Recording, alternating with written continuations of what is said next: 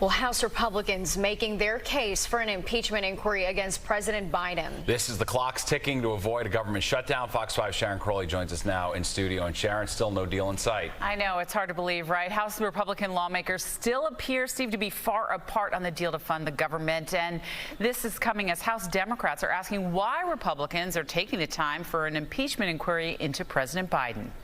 Since assuming our Republican majority in January, the House Oversight and Accountability Committee has uncovered a mountain of evidence revealing how Joe Biden abused his public office for his family's financial gain. House Republicans begin an impeachment probe of President Joe Biden related to his son Hunter's foreign business dealings.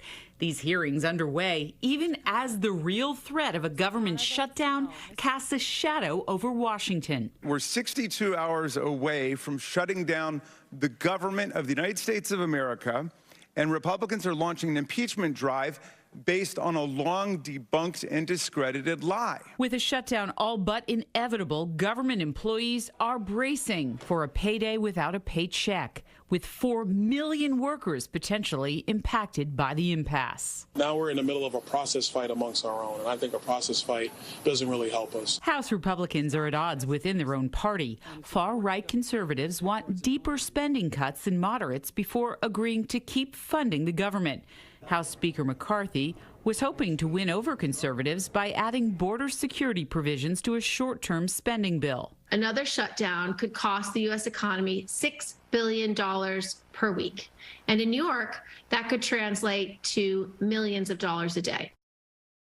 Well, since it's the responsibility of Congress to fund the government, the House and the Senate have agreed to fund the government, and the president has to, of course, sign that legislation into law. And the reason I bring that up, of course, is because all of that takes time, and the deadline is fast approaching. The shutdown will effectively begin at 12:01 a.m. Sunday if there is nothing happening on Capitol Hill. Steve. All right. Thanks, Sharon.